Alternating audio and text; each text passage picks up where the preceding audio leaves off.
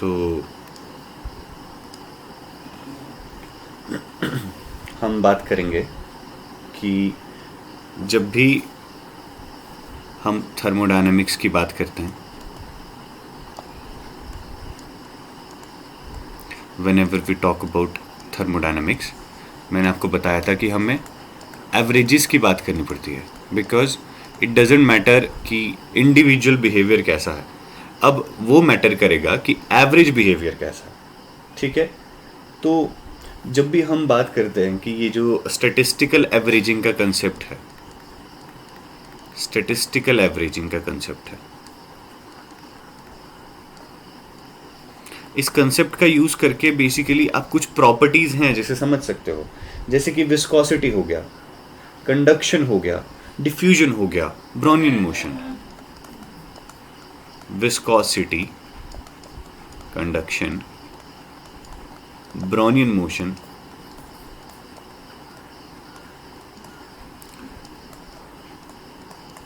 तो जब भी आप एवरेज बिहेवियर लेके चलते हैं ना, तो आप ये सारी चीज़ें समझ सकते हो।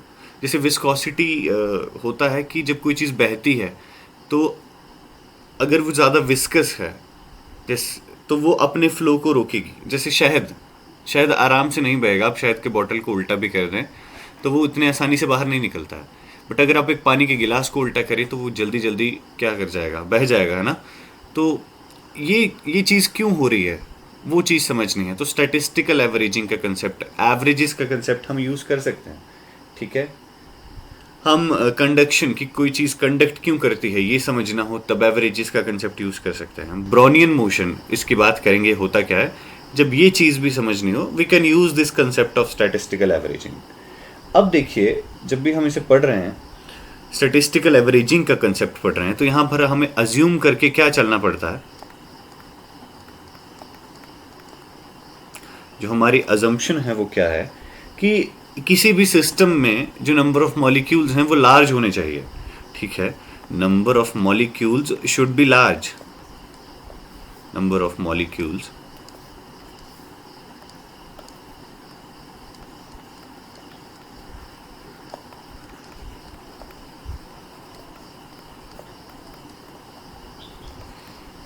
एवरेजेस का कंसेप्ट या स्टेटिस्टिक्स के जो कंसेप्ट है वो तभी अप्लाई होते हैं जब आपके पास मॉलिक्यूल्स का नंबर क्या हो, बहुत ज़्यादा हो।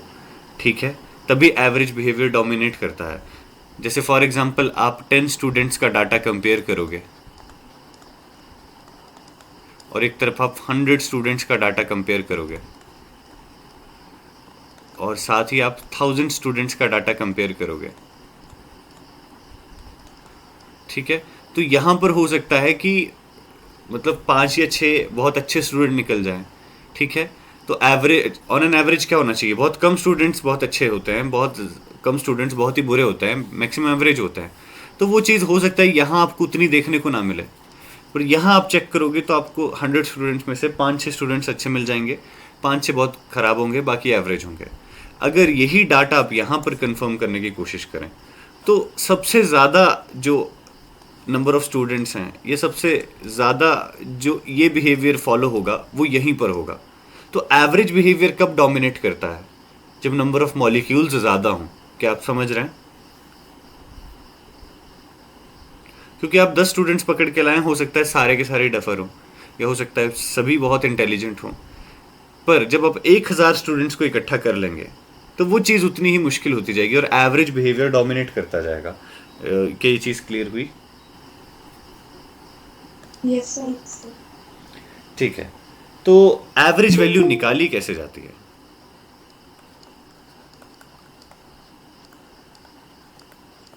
देखिए, मान लीजिए आपके पास कुछ वैल्यूज़ हैं, जैसे मैं वैल्यूज़ लिख देता हूँ x1, x2, x3। Let's say ये वैल्यूज़ जा रही हैं xn तक। तो एवरेज वैल्यू निकालना काफ़ी सिंपल है। आप x के ऊपर एक बार लगा देते हैं तो वो एवरेज वैल्यू को इंडिकेट करता है, या फिर आप x को इस तरीके के ब्रैकेट्स में डाल देंगे तो ये भी एवरेज वैल्यू ही बता रहा है। तो all you have to do is सभी वैल्यूज़ को ऐड कर दीजिए,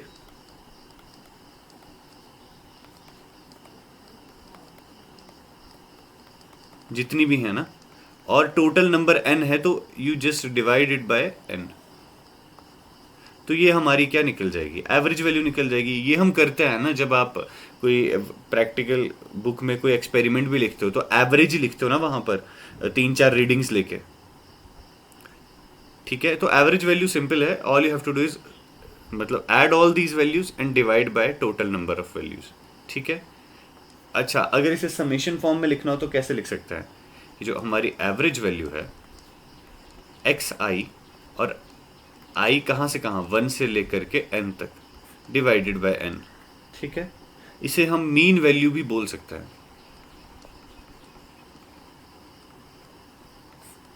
ठीक है, मीन वैल्यू या फिर एवरेज वैल्यू। अब एक चीज नोटिस कीजिए, क्या आपको पता है कि जो बिजली हमारे घरों तक आती है, ठीक है, कि वो एक अल्टरनेटिंग सिग्नल है, अल्टरनेटिंग करंट होता है ना,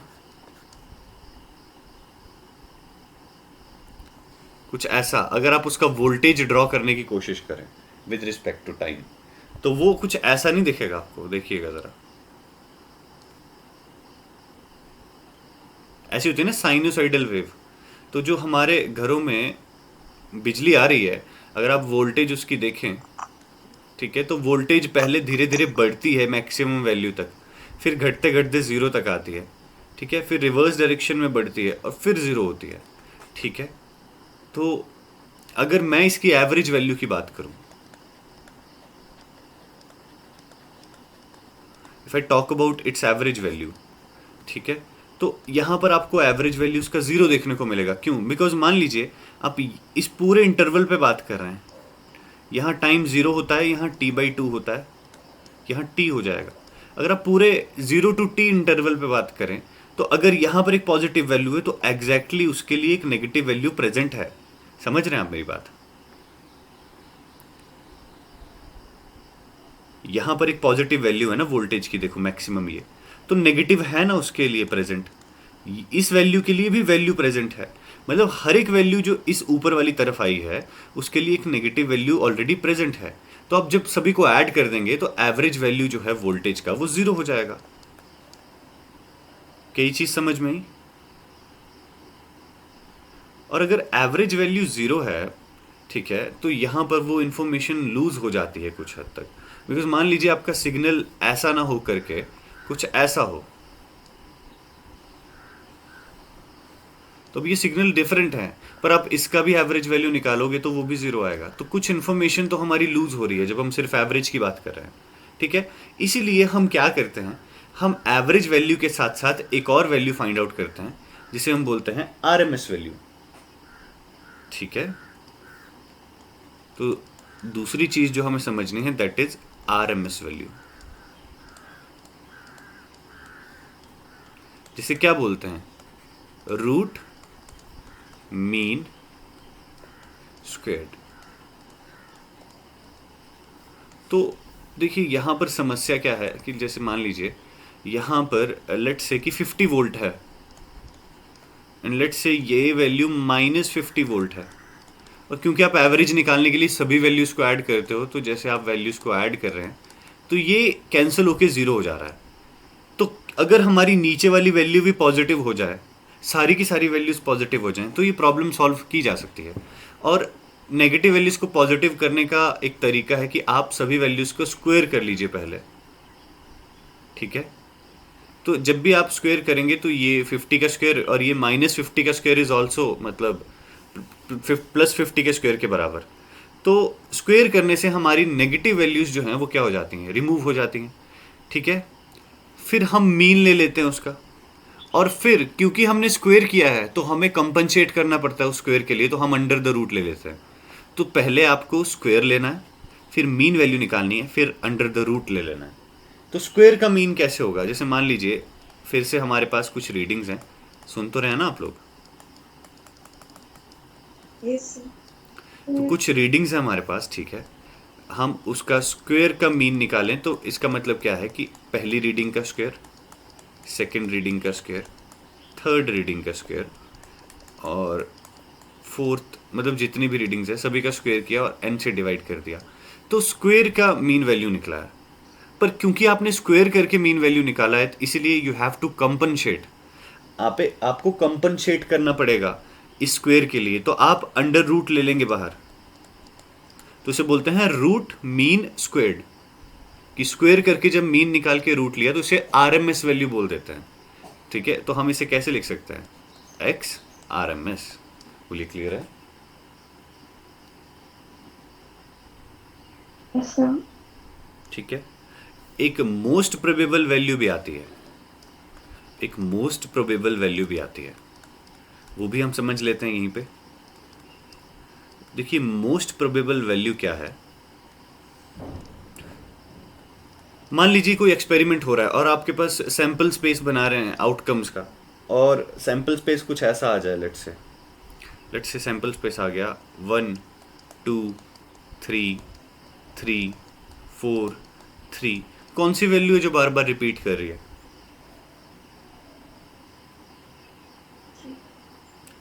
3 खुद को बार बार रिपीट कर रही है, तो जो बार बार आती है वैल्यू उसको प्रोबेबल वैल्यू बोलते हैं, कि इसकी संभावनाएं ज़्यादा हैं तो ये ज़्यादा प्रकट हो रही है, तो हम बोलेंगे कि यहाँ पर मोस्ट प्रोबेबल वैल्यू जो है दैट इज़ 3। क्या ये चीज़ समझ में आ गई? तो मैंने एवरेज वैल्यू की बात की, आरएमएस की बात की और मोस्ट प्रोबेबल की बात की। ठीक है, जो सबसे ज़्यादा बार दिखाई दे रही है वो मोस्ट प्रोबेबल है, जो सभी को ऐड करके टोटल नंबर से डिवाइड करके आ रही है वो एवरेज है, और सभी के स्क्वायर को ऐड करके टोटल नंबर से डिवाइड करके फिर अंडर रूट लेके जो आ रही है दैट इज आरएमएस वैल्यू। बोलिए ये चीज़ क्लियर हुई? Yes, sir. ठीक है, अब सवाल ये उठता है कि जब आपके पास इस तरीके का फंक्शन है, जैसे ये देखिए, तो ये कंटिन्यूअस फंक्शन है। ठीक है, क्या आप कंटिन्यूअस फंक्शन में ऐसे ही यही फॉर्मूला लगाओगे जो मैंने यहां लिखा है, ये वाला?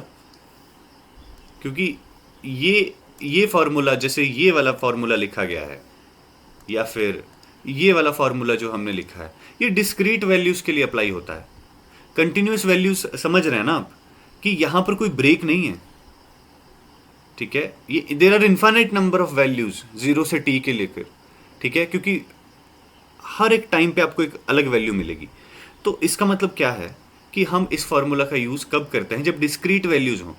पर जब कंटिन्यूस है डाटा हमारे पास तो हम क्या करेंगे, इंटीग्रेशन की हेल्प लेंगे। तो अगर हमें क्या चाहिए, average value of a function चाहिए, average value of a function चाहिए,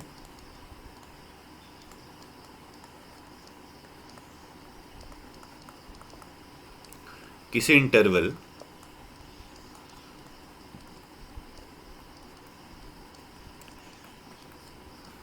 ए से बी, तो वो कैसे निकाली जाती है, ए से b f of x d x upon b minus a, या इसे कुछ और ऐसे भी लिखा जा सकता है, f of x d x a से बी और डी एक्स ए से b. You can also write it like this. तो आप समझ रहे हैं कि जैसे मान लीजिए कि आपको एवरेज वैल्यू निकालनी है इस ग्राफ की, ये ग्राफ की। ठीक है, तो ये टाइम के साथ वेरी कर रहा है ना आपका साइनोसॉइडल कर्व, तो आप ऐसे लिख देंगे F of T D T. यहाँ पर मान लीजिए यहाँ 0 है, यहाँ t/2 है, यहाँ जाकर t हो रहा है, तो 0 से लेकर के t लिमिट आ जाएगी, यहाँ पर भी 0 से t लिमिट आ जाएगी और ये dt आ जाएगा। बोलिए क्लियर हुआ? Yes, sir. ठीक है, तो ये एवरेज वैल्यू निकालने का फॉर्मूला है। अब देखिए हम क्या करते हैं ना, अगर मैं बात करूं एक एग्जाम्पल की, तो हमारे घरों में आने वाली जो बिजली है उसे ऐसे लिखा जा सकता है V = V0 sin ω/t। क्यों लिख रहे हैं? क्योंकि पहली बात वो साइन फॉर्म में है। ठीक है, और ये V0 क्या होता है, उसकी पीक वैल्यू होती है। अब कोई भी बिजली वाली उपकरण, इलेक्ट्रिकल इक्विपमेंट उठाकर देखिए, 220 से 250 वोल्ट के बीच में ऑपरेट होता है कि नहीं? आपने पढ़ा होगा 220 वोल्ट लिखा होता है। अगर जो आयरन है जिससे हम कपड़ों को इस्त्री करते हैं उस पर भी देखना, टीवी के पीछे देखना, 220 वोल्ट लिखा होता है। ठीक है, तो वो 220 वोल्ट क्या है आज आपको समझ में आएगा। तो हम क्या करते हैं ना, ये मैंने वैल्यू लिखा, सबसे पहले एवरेज वैल्यू ऑफ V निकालते हैं। तो वी नॉट तो एक कांस्टेंट है, उसे तो बाहर रख सकते हैं आप।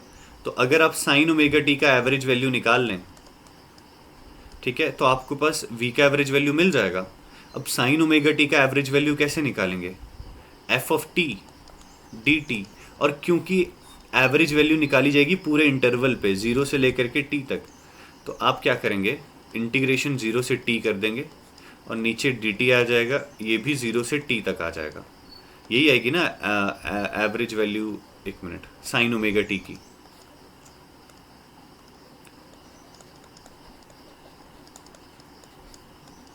है ना? तो अब यहां पर वैल्यूज डाल देते हैं, जीरो से T sine omega T D T, और यहाँ पर डी टी की इंटीग्रेशन टी माइनस जीरो, तो मैंने टी डायरेक्ट लिख दिया।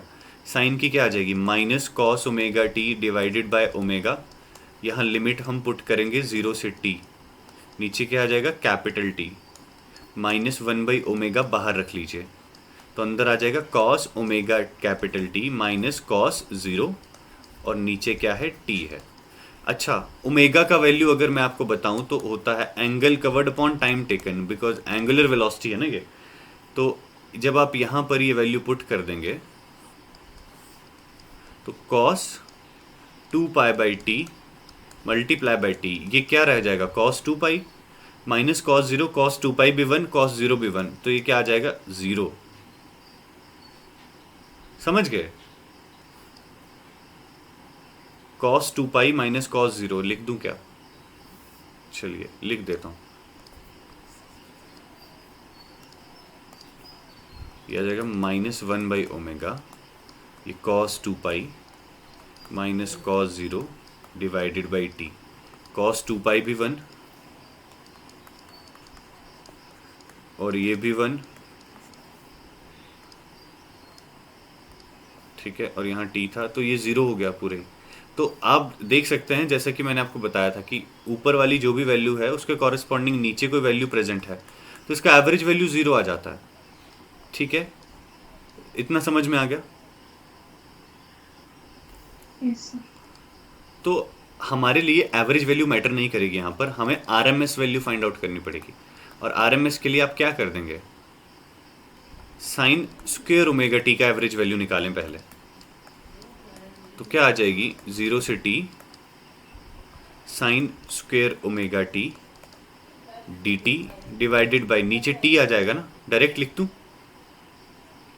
अब ये साइन स्क्वायर ओमेगा टी को कैसे लिख सकते हो आप तोड़ के, 1 minus cos 2 omega t divided by 2, integration zero से टी डी टी, 1 बाई 2 बाहर, ये क्या आ जाएगा, इंटीग्रेशन ऑफ डी टी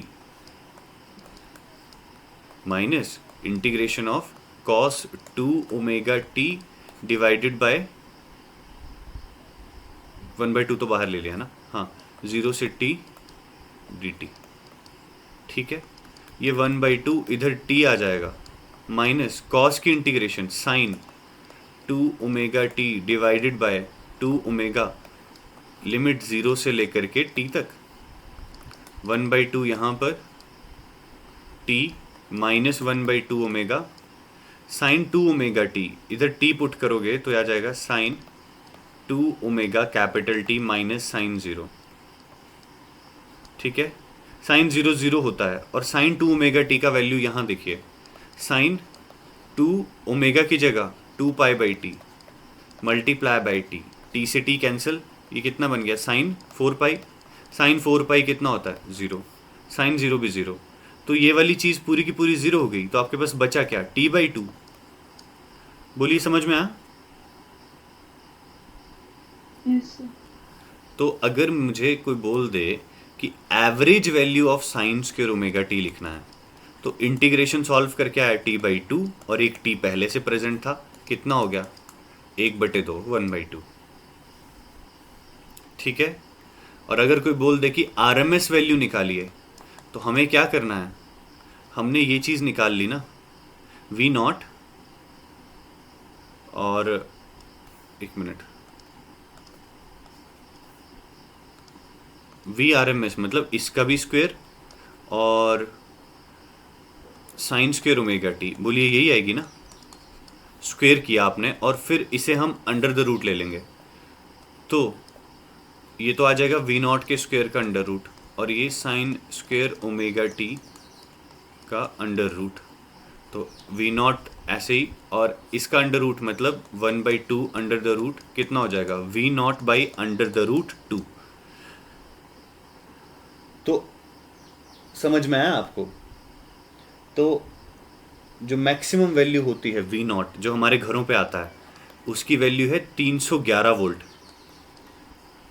ठीक है, इसका मतलब समझ रहे हैं आप कि ये जो सिग्नल है ना जो हमारे घर पे आ रहा है, जो वोल्टेज है, इसकी मैक्सिमम वैल्यू कितनी होती है, ये 311 वोल्ट होती है। ठीक है, पर फिर भी आपके बिजली के इक्विपमेंट्स पे 220 क्यों लिखा होता है? अब आरएमएस वैल्यू निकालिए, 311 बटे अंडर रूट 2 कितना आएगा, 220 वोल्ट। तो जो किसी भी विद्युत उपकरण जिसको इलेक्ट्रिकल इक्विपमेंट पे जो वैल्यू लिखी होती है, दैट इज आरएमएस वैल्यू। बोलिए कि ये चीज़ आपको समझ में आ गई? Yes, sir. ठीक है, Yes, sir. जब भी इस तरह का सिग्नल होगा आरएमएस वैल्यू अपने आप डोमिनेट करेगी, मतलब अपने आप उसी का सिग्निफिकेंस रह जाएगा आरएमएस वैल्यू का। ठीक है, आई होप आपको समझ में आया हो कि कंटिन्यूस फंक्शन के लिए हम कैसे निकालें, और डिस्क्रीट के लिए तो सिंपल है, स्क्वायर करके ऐड करो, पर कंटिन्यूस के लिए ये फॉर्मूला आपने ध्यान में रखना है। कहाँ गया दिस वन, मैं इसे बॉक्स में डाल देता हूँ, ये वाला। ठीक है, इसे ध्यान में रखिएगा। बोलिए क्या चीज़ समझ में आ गई? Yes, sir. अगर ये समझ में आ गई हो तो हम आगे चल सकते हैं। ठीक है, तो एक तो हमने कंसिडरेशन क्या किया कि मॉलिक्यूल्स बहुत ज़्यादा होने चाहिए तभी ये मेथड्स अप्लाई होंगे। दूसरा हमारा कंसिडरेशन क्या होगा कि मॉलिक्यूल्स को पॉइंट ऑब्जेक्ट की तरह ट्रीट किया जाएगा। Molecules will be treated as point object.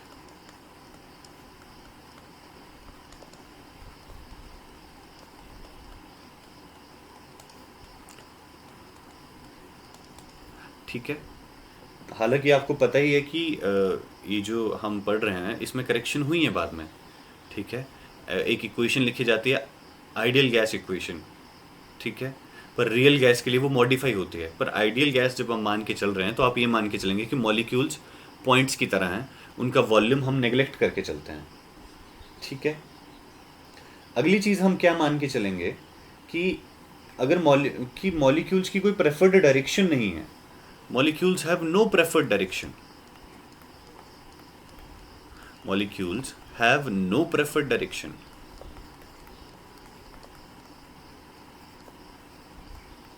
ठीक है, प्रेफर्ड डायरेक्शन का मतलब है कि वो किसी डायरेक्शन को प्रेफर करते हैं, उसमें जाना पसंद करते हैं। जैसे कि एक लोहे का एक पीस है और अगर आप बैटरी से उसे कनेक्ट कर दें तो अब इलेक्ट्रॉन्स की एक प्रेफर्ड डायरेक्शन होगी, कहाँ से कहाँ, नेगेटिव टू पॉजिटिव जाएंगे इलेक्ट्रॉन्स। तो प्रेफर्ड डायरेक्शन तब है क्योंकि बैटरी लगाई और बैटरी क्या करती है, बेसिकली ड्रिफ्ट करती है इलेक्ट्रॉन्स को एक तरफ, तो some kind of force is there. But यहाँ पर हम क्या बात कर रहे हैं कि मॉलिक्यूल्स पे कोई फोर्स नहीं लग रही है। अगर कोई फोर्स नहीं है तो there is no preferred direction, तो रैंडमली कहीं भी मूव करेंगे, और जब मॉलिक्यूल्स रैंडमली कहीं भी मूव करते हैं that is known as Brownian motion. इस तरह का ब्राउनियन मोशन कहा जाता है। ठीक है,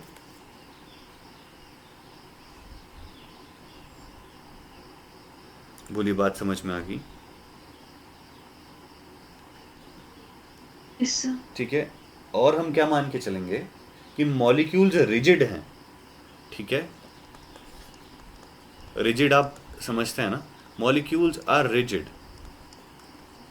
कि जैसे जैसे मार्बल्स होती है ना, कंचे होते हैं, वो एक दूसरे से टकराएं तो वो एक दूसरे की शेप को चेंज नहीं करते हैं, तो वो रिजिड हैं और एक दूसरे की जगह नहीं आ सकता है।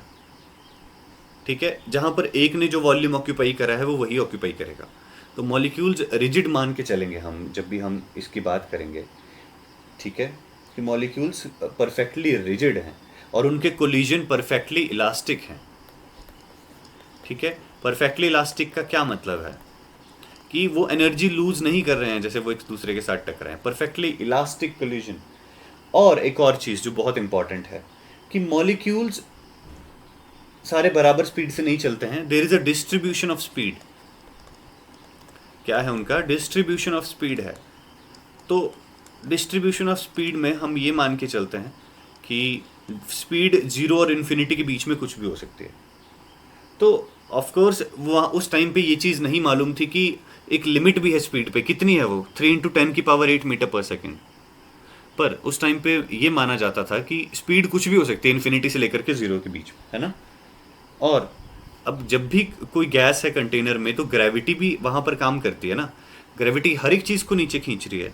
पर हम ये मान के चलेंगे कि ग्रेविटेशनल फोर्स वहाँ पर एग्जिस्ट नहीं कर रही है, तो ग्रेविटी विल बी नेग्लेक्टेड।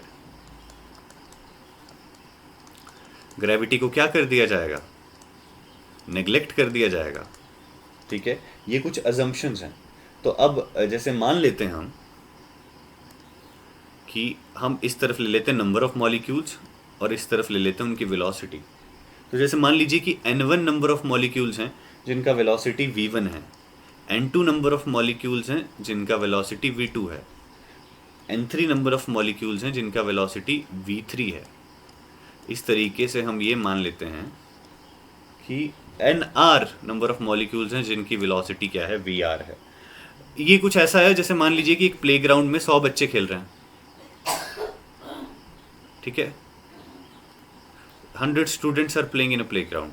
तो 10 बच्चे ऐसे हैं जिनकी स्पीड है 10 मीटर पर सेकेंड, मतलब बहुत तेज, ठीक है, और 10 बच्चे ऐसे हैं जो बिल्कुल एक ही जगह पर रुके हुए हैं, ठीक है। तो 10 बच्चे जिनकी स्पीड v1 है, अगले कोई नंबर ऑफ स्टूडेंट्स जिनकी कोई अलग स्पीड है, और इस तरीके से हमने क्या कर लिया है, डिस्ट्रीब्यूशन की बात कर रहे हैं। तो अगर आपसे एवरेज वेलोसिटी पूछी जाएगी तो what you are going to do, number of students और उनका वेलोसिटी, फिर नंबर ऑफ स्टूडेंट्स और उनकी वेलोसिटी, और इस तरीके से आप n r divide multiplied by v r divided by total number of students. तो you add n1 plus n2 plus n3, जितना भी ये नंबर है, ठीक है। तो आप इसे समेशन फॉर्म में कैसे लिखेंगे, देखिए नीचे वाला तो डायरेक्ट आ जाएगा टोटल नंबर के बराबर, और ये हम लिख सकते हैं एन आई वी आई, और यहाँ पर i की वैल्यू कहाँ से कहाँ जा रही है, 1 से लेकर के r तक। क्या ये आपको समझ में आ गया कि इस केस में एवरेज वेलोसिटी कैसे निकाला जाए। Yes sir. अब RMS मैं डायरेक्ट लिखने जा रहा हूँ कि अगर मुझे RMS बोला जाए,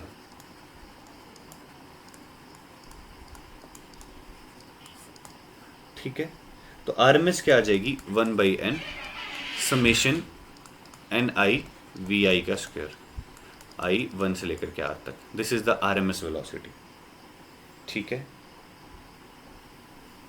तो यहां तक आपको क्लियर हुआ कि सभी के वेलोसिटी। अब देखिए इसकी ज़रूरत क्यों पड़ी, जैसे कि आप एक AC सिग्नल की बात कर रहे थे और उसकी एवरेज वैल्यू ज़ीरो आ जा रही थी, वैसे ही आप अगर एवरेज वेलोसिटी की बात करें तो वो भी ज़ीरो आ सकती है। क्यों आ सकती है ज़ीरो, क्योंकि एक मॉलिक्यूल यहाँ भाग रहा है, एक यहाँ भाग रहा है, एक इस तरफ भाग रहा है, एक इस तरफ भाग रहा है। जिस तरफ भी कोई मॉलिक्यूल भाग रहा होगा उसके एग्जैक्टली ऑपोजिट डायरेक्शन में एक दूसरा मॉलिक्यूल प्रेजेंट होगा ही होगा। तो अगर आप सभी को ऐड कर देंगे तो ज़ीरो हो जाएगा। रैंडम मोशन का यही मतलब हुआ ना। तो फिर तो हमारे पास कोई मतलब ही नहीं रह जाता एवरेज निकालने का, इसलिए हमें RMS की ज़रूरत पड़ जाती है। क्या ये चीज़ क्लियर हुई? Yes sir. ठीक है, तो वी नीड RMS वैल्यूज जिसमें हम कि डायरेक्शनल जो डिपेंडेंस है उसको हटा दें। और डायरेक्शनल डिपेंडेंस कैसे हटेगी, जब सारे नेगेटिव पॉजिटिव में कन्वर्ट हो जाएंगे। ठीक है, तो आई होप आपको ये समझ में आ गया हो। तो मैं एक छोटी सी चीज़ और कराऊंगा और फिर लेक्चर ख़त्म कर देंगे। तो वो क्या चीज़ है, देखिए, how gases exert pressure.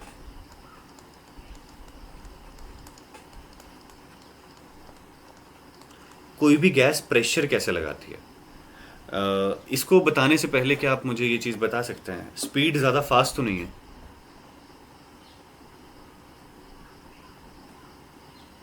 No sir. नहीं, ठीक है, मतलब मैनेजेबल है, समझ में आ रही है चीज़ें। Yes, sir. ठीक है, तो गैस प्रेशर कैसे लगाती है अब इसकी बात करते हैं। तो मे बी जब आप प्रेशर की बात सुनते हैं तो शायद आप इमेजिन करते हैं जैसे कि एक सिरिंज होती है, ठीक है, सिरिंज होती है और सिरिंज में एक पिस्टन लगा होता है, और जैसे आप इस पिस्टन को प्रेस करते हैं तो यहाँ से आप इमेजिन करेंगे शायद कि ये कुछ एरिया है इस पिस्टन का, और यहाँ से हम एक फोर्स अप्लाई कर रहे हैं, तो ये force per unit area pressure लगा रहा है पिस्टन पे, और ये जो जो भी दवाई होती है वो इंजेक्ट हो जाती है पेशेंट के अंदर। तो may be you think about it in such manner कि पिस्टन है और फोर्स लगाई और इंजेक्ट कर दी दवाई। पर हम गैसेस के केस में क्या करते हैं, let's say we take a container,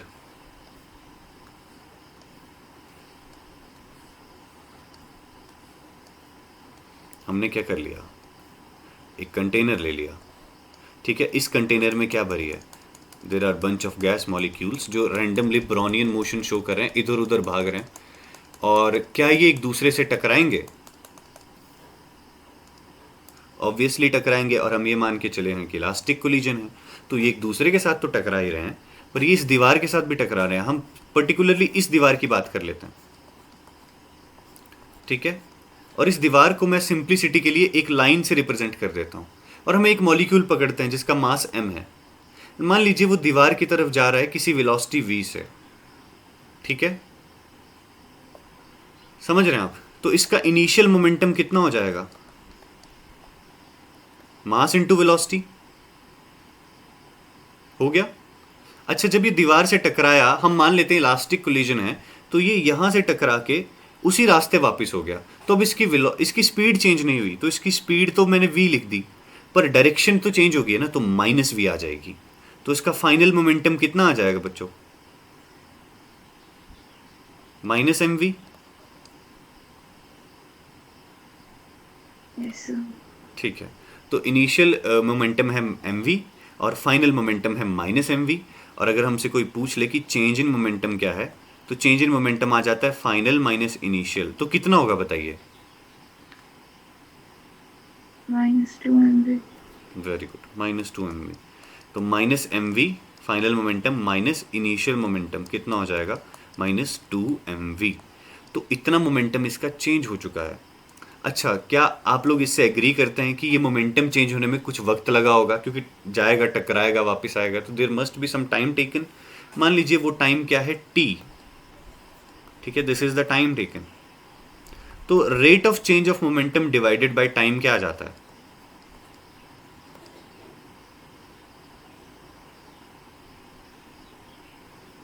ये क्या है, क्या ये न्यूटन का सेकंड लॉ नहीं है। Yes, sir. तो मोमेंटम का चेंज अपॉन टाइम टेकन, ये फोर्स नहीं है क्या। तो ये मॉलिक्यूल जैसी दीवार के साथ टकराएगा और वापस आएगा, इस पे फोर्स लगी तब इसका मोमेंटम चेंज हुआ, या वो अपना मोमेंटम चेंज कर रहा है तो फोर्स लग रही है। न्यूटन का थर्ड लॉ बोलता है कि अगर इस पे फोर्स लगी तो ये भी फोर्स लगाएगा। तो जैसे ही ये दीवार के साथ टकरा कर वापस आ रहा है, इसका मोमेंटम चेंज हो रहा है, इस पे फोर्स लग रही है, पर न्यूटन के थर्ड लॉ के अकॉर्डिंग दीवार पे भी फोर्स लग रही है। अब क्या ऐसे बहुत सारे मॉलिक्यूल एक साथ टकरा रहे होंगे दीवार के साथ, टकरा रहे हैं कि नहीं टकरा रहे हैं। ऐसे बहुत सारे मॉलिक्यूल्स हैं जो पर सेकंड टकरा रहे हैं। अगर आप वो एवरेज फोर्स ले लें, ठीक है, अगर आप वो एवरेज फोर्स ले लें, और क्योंकि इस दीवार का कुछ एरिया होगा, there must be some area, तो हम उसे ए बोल देते हैं फिलहाल। तो वो फोर्स पर यूनिट एरिया वो एवरेज प्रेशर होगी। आप समझे अब गैस कैसे प्रेशर लगाती है, वो लिक्विड के प्रेशर से कुछ डिफरेंट है, ठीक है, क्योंकि लिक्विड में आप पिस्टन का एग्जांपल लेके समझ सकते हैं, बट यहाँ पर you really have to think about कि बहुत सारे मॉलिक्यूल्स एक ही साथ टकरा रहे हैं, मोमेंटम चेंज हो रहा है, और वो न्यूटन के थर्ड लॉ के अकॉर्डिंग उन पे भी फोर्स लग रहा है। क्या आपको ये चीज़ समझ आ गई, मैं समझा पाया। Sir. Yes, sir. ठीक है, तो इनफैक्ट क्या हम अपने चेहरे की बात करें, जैसे मान लीजिए ये किसी पर्सन का चेहरा है, लेट्स से, ठीक है, तो क्या हमारे चेहरे पे भी बहुत ज़्यादा मॉलिक्यूल्स टकरा रहे हैं। ऑब्वियसली आपके आसपास हवा है, वो आपसे लगातार टकराती है, और वो आपसे टकरा रही है, तो आपकी बॉडी में भी फ्लूइड है, लिक्विड मतलब ब्लड सर्कुलेट कर रहा है, ब्लड में ऑक्सीजन डिजॉल्व है, गैसेज हैं आपकी बॉडी में भी। तो अगर ये बाहर से टकराएंगे नहीं, प्रेशर नहीं लगाएंगे, तो अंदर क्या हो जाएगा, वो जो फ्लूइड है वो बाहर आना शुरू कर देगा। बिकॉज चीज़ें कहाँ से कहाँ फ्लो करती हैं, हाई टू लो प्रेशर। तो क्योंकि एटमॉस्फेयर प्रेशर लगाता है आप पे, इसीलिए आपकी बॉडी के जितने भी फ्लूइड है वो अंदर हैं, वो बाहर नहीं निकल जा रहे। तो हमारे सर्वाइवल के लिए प्रेशर ज़रूरी है, एटमॉस्फेरिक प्रेशर। तभी तो एस्ट्रोनॉट क्या पहन के जाते हैं, प्रेशराइज्ड सूट, जिसमें क्या भरी होती है, कोई गैस भरी होती है ना।